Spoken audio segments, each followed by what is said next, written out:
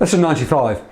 This subject here is called economic growth and development. And economic growth is an increase in the value of all goods and services produced in an economy in 1 year. And obviously, if there's an increase in GDP, then we think that there will be an increase in living standards.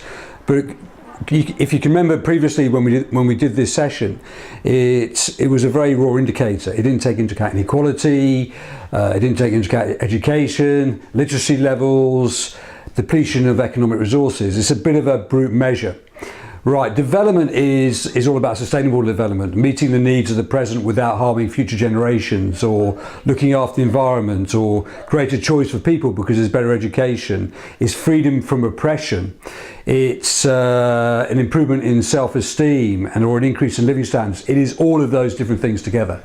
So development is about more of the whole individual, and whether or not there is a freedom of individuals within that country, a freedom to choose the life that they want to live, which is a really, really important concept. And it's not something, it's something about the individuals. This is why I wear this t-shirt, Self-Help Africa, because it's about people making their own choices. So I'm very, very keen on the idea that an individual within the UK has the responsibility to make their own choices, and it's up to them to make what they can of their lives. Obviously, they're going to need a lot of help from the state at certain times. That's par for the course. But ultimately, it's up to them. And the same thing when you look at development. It's ultimately up to them to decide what they have to do. At some stage, you may need a bit of help and movement in those directions. It's an enormously complex subject, and I'm going to give some examples from Ethiopia and the Congo when we talk about these issues. Okay, but this is economic growth and development, and what I'm going to give you today is the basics. What I will point you to is other talks that I will give on this subject, and also the notes that I give with lesson number 95. Okay, so the characteristics of less developed countries. If you're living out there, it's incredibly difficult to go out there and actually create something when you spend your whole day just trying to exist. So your whole day is really taken up with getting the water, getting the food, and making sure you can survive. Now that is a subsistence way of life.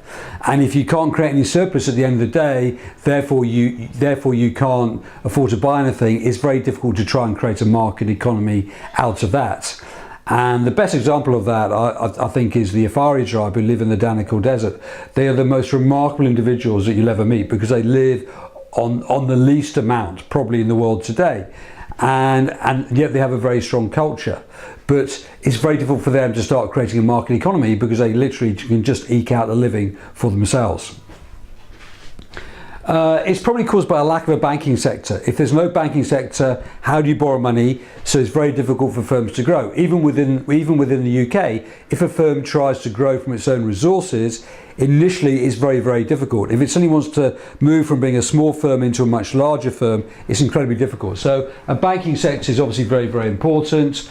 Ethiopia, for example, has an average income per head of $200 per head, so there's not a lot of demand for luxury goods, although that's starting to change, because last year the second highest growth rate in the world, I think, of 13%. And so thereby it's actually difficult to really get your economy moving. So how do you change all of that round?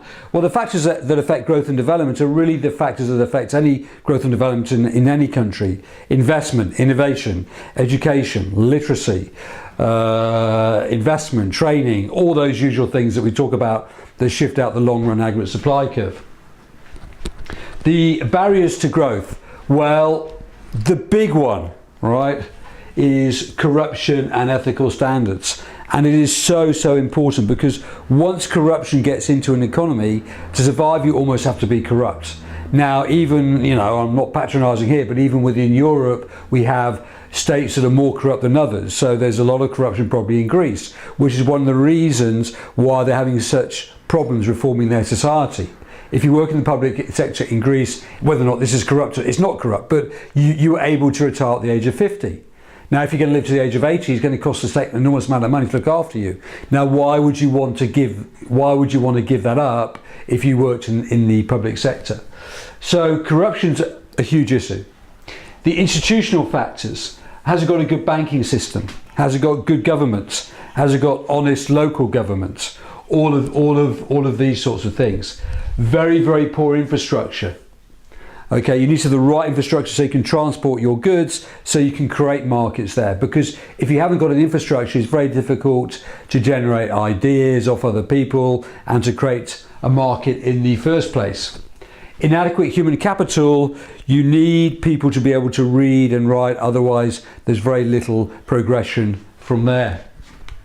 And also, this is really important. I remember when I studied economics, I didn't know what the word meant, but a lack of property rights. So if you can't own your own land and you can't own your own house, what is the point of creating something better which can then be taken off you? So Ethiopia, for example, had a crazy system whereby the government, a socialist communist government called the Dirge, implemented a policy where everybody had 1 acre in terms of land. Now these are actually called starvation plots, because it was impossible to live unless you had the beautifully fertile soil just outside Ethiopia. It was very, very difficult to live off 1 acre of land. I mean, there wasn't enough to grow all of your own food. So therefore you couldn't exist. So therefore you could have problems for the rest of your life. So it's important that you have property rights in terms of those countries. So these create huge barriers to growth. Now, the question of how you develop an economy which is where there's a lack of resources and a lack of infrastructure, a lack of a banking sector and a lack of a government is incredibly difficult. I've just finished reading Professor Collier's book called The Bottom Billion, and he was saying how easy it is to destabilize huge countries like the Congo. He gives a classic example. If you give someone $10,000 and a gun, then they're able to start up a revolution in those countries because it's so unstable. You use the $10,000 to create a little army and to buy the weaponry, and then you phone up a multinational with a mobile phone and say, look, do you want some resources? And if you support us, we'll give you some resources. Can we have some money, please? And that creates instability that exists in those countries, or where there's always been a culture of violence and everything else. Actually started, there's a good book by Andrew Simmons on ecological debt, and he says a lot of the reasons why those countries suffered in the first place was because the Belgians went over to the Congo and they took out all of their rubber, they took out all of their resources, and basically they enslaved the whole population in terms of producing goods for them. 3 million people having to die in the process. So that level of brutality, it's almost as if it's gone from one generation to the next generation, because once you get that cycle of violence, it's a very difficult thing to stop. So how on earth do you create something that? One of my favourite comments in class is, what is the poorest country in the world? And everybody thinks, which country in the world has the lowest human development index? And students will shout out various questions, and actually the answer is the Congo. But below the ground, which is the wealthiest country in the world? The Congo. And it's how those resources are managed, and who has those resources, and who controls those resources. And the whole of that process is open to corruption. And other countries will see that and think, hell, if we can get hold of those cheap resources, then we're going to make a lot of money for our shareholders. So it's an immensely complicated issue how you turn around a country like the Congo. If you go to the east a bit and you go to Ethiopia, it's a much more stable country, it's a much more stable government. And even though they don't have much resources, I suspect that country is ready to take off big time. Now, if it can build the right infrastructure and build the right governance in place, then it's going to succeed.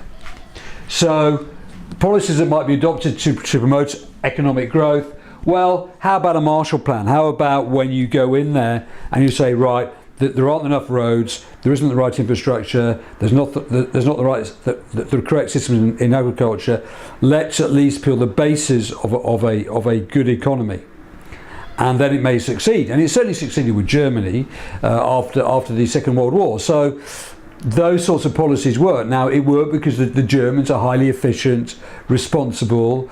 In a sense, maybe they'd had such a shock to the system due to the Second World War that they wanted to move forward and forget what had happened, and it created a very, very successful economy. You need education in there, you need political stability, but probably the most important thing is that you must have good governance. So you must have government that is not corrupt. You must have government that is ethical and has high moral standards. And what Professor Collier says, very interestingly, is that once you get good government, if you ever have a chance of good government, then you need to chuck a lot of money at that problem initially to make sure that you create that stability so that the country can then grow.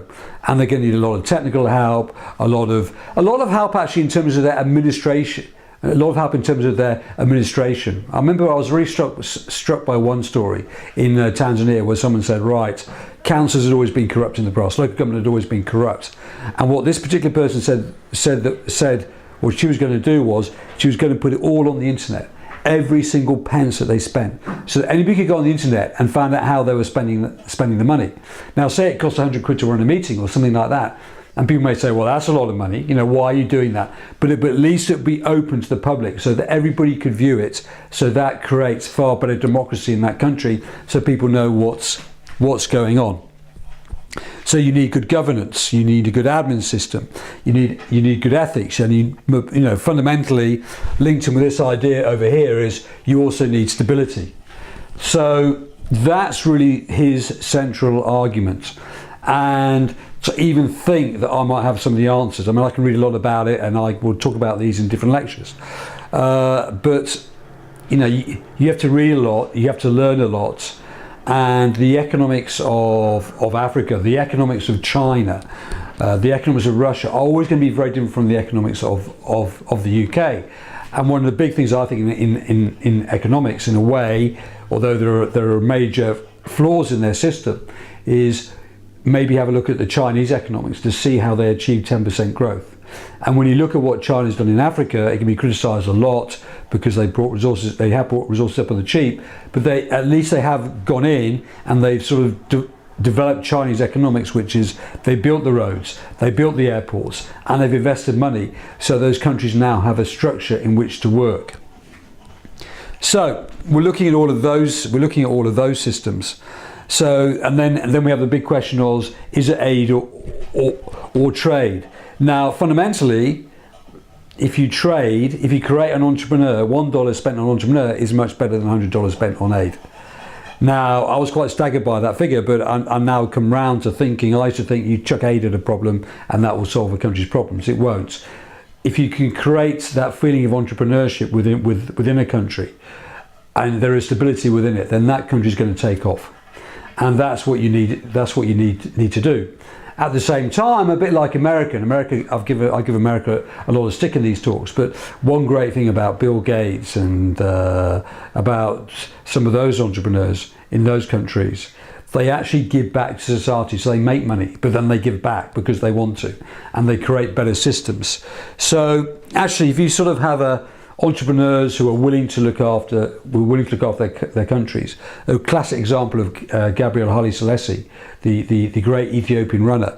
He is also a businessman, and he creates things in an ethical manner, but he also creates money for himself, but he also creates money and gives back to his own people in society.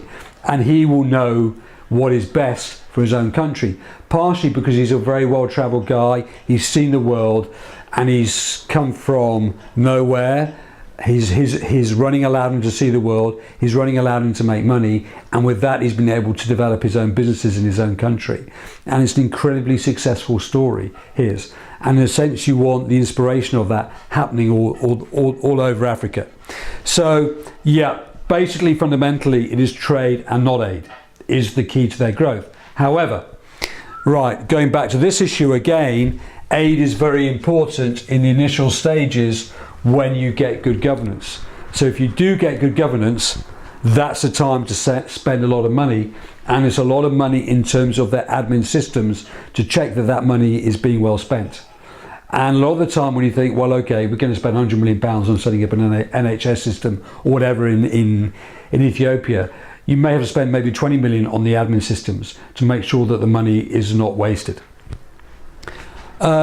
Free trade or protectionism? Well, we've already covered this at an earlier part of the course. maybe protectionism is also needed in the initial stages of development, because these countries initially may find it very, very difficult to compete. And particularly if you want to set up certain industries, they have to learn how to run those organisations before they move on. So probably a bit like India, which uses inward orientation to get started. They need a lot of help in those first stages, but once they've got that, those countries will take off. So really, this subject here is just incredibly exciting, and it's not the old system whereby the IMF, I've given them a lot of stick in these talks, the best economists in the world know all the answers. It's not that simple. You need to speak with people who have real experience of these countries. You need to speak to Gabriel, Haile, and you need to get African economists on board, sorting out their own systems for their own countries. And I'm going to give you a lot of lectures on aid and free trade and protectionism, but that is the broad overview of this subject today. Thank you.